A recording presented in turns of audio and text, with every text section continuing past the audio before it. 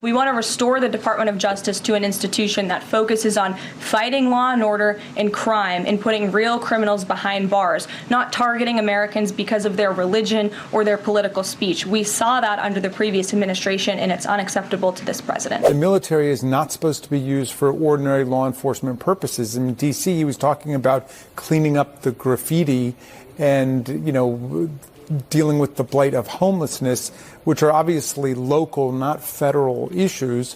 And he's trying to militarize our society, intimidate his political opponents. The whole idea of picking cities based on their partisan leadership is absurd.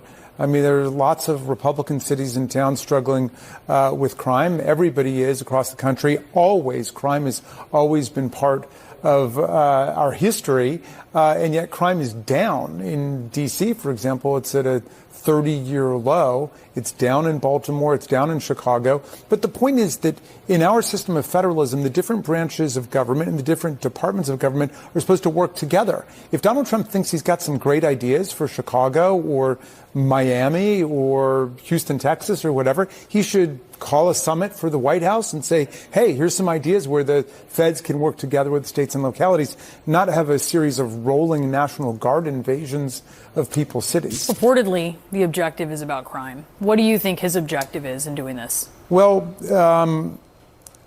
one thing he's clearly doing is changing the subject from a different form of crime, which is child sex trafficking, which Jeffrey Epstein was a mastermind of, that Ghislaine Maxwell was convicted of and sentenced to jail for 20 years of, and Donald Trump's name apparently appears throughout the Epstein file. He had run on a platform promising to release the Epstein files. Then he had 1,000 FBI agents searching through the files, poring over them to look for his name, to look for photographs, to look for video glimpses of him.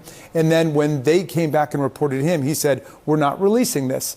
And we have a strong bipartisan majority in Congress demanding the release of the Epstein files. So this is a convenient and irrelevant distraction from that for him.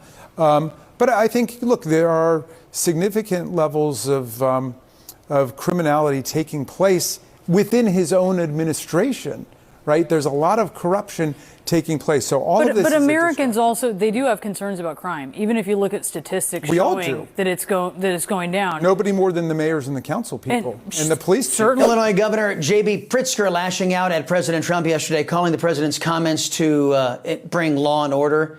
He called it illegal, unconstitutional, and un-American. Listen. Over the weekend, we learned from the media that Donald Trump has been planning for quite a while now to deploy armed military personnel to the streets of Chicago. This is exactly the type of overreach that our country's founders warned against. What President Trump is doing is unprecedented and unwarranted. It is illegal. It is unconstitutional. It is un-American.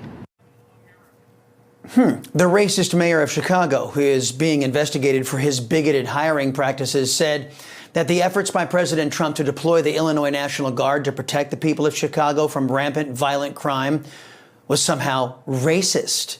The mayor neglected to define what race he thought criminals are. Let's discuss with the Chris Salcedo Show's Legal Eagles, former U.S. Attorney, Washington, D.C., and former Chief Counsel for the Senate Rules Committee, Joe DeGeneva, and former Chief Counsel for the Senate Intelligence Committee and former Senior Justice Department official, Victoria Tunsing, both Newsmax contributors. Hello, you two. Joe, Pritzker also claimed that he lives rent-free in President Trump's head. Watch. We're very pleased about the progress that we're making. I know that I live rent-free in the president's head, and I wish he would spend some time in Chicago so that he could see what a lovely city we have. Yeah, and it pans right up to the Trump building. He said this after he bashed his own Illinois National Guard, suggesting that their mission of protecting citizens of Chicago was somehow unlawful, unconstitutional. You heard him, un-American. Joe, what does the law say about a president's ability to deploy the National Guard to protect our people? Well, when there is a threat to public safety and an emergency, the president, even without the consent of the governor of a state, can deploy military troops, including the state's National Guard, to a city to protect federal facilities like federal buildings, the U.S. Attorney's Office, the U.S. Courthouse, and to protect federal officials like judges, federal prosecutors, and ICE agents and other people. So he's simply wrong. It's not illegal. It's not unconstitutional.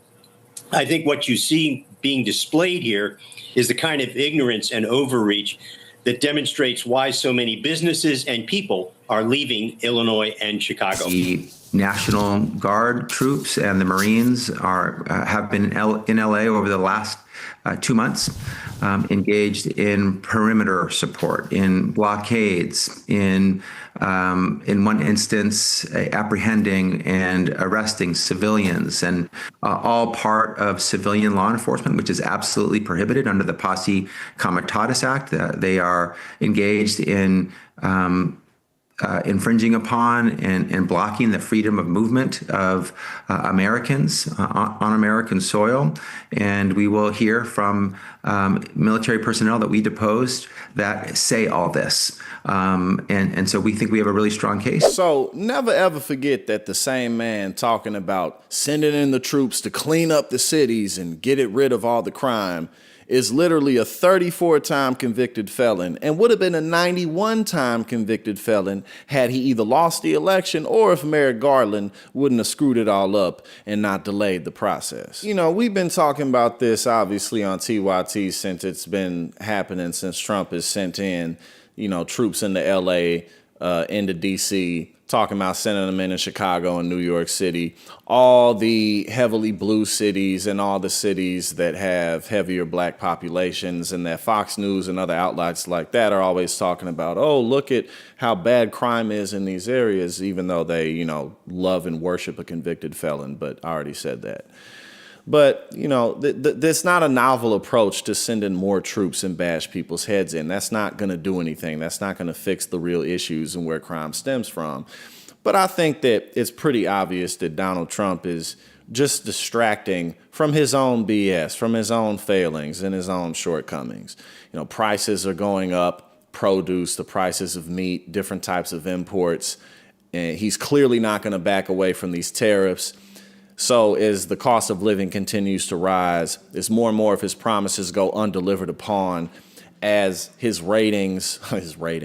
approval ratings continue to drop, and he can deny that all he wants, but as that happens, and let's not forget he's also distracting from Jeffrey Epstein and his involvement with Jeffrey Epstein. Ghislaine Maxwell came out recently and she told the DOJ that both Donald Trump and Bill Clinton are completely innocent when it comes to Jeffrey Epstein, which of course nobody believes. That's what he's doing this for.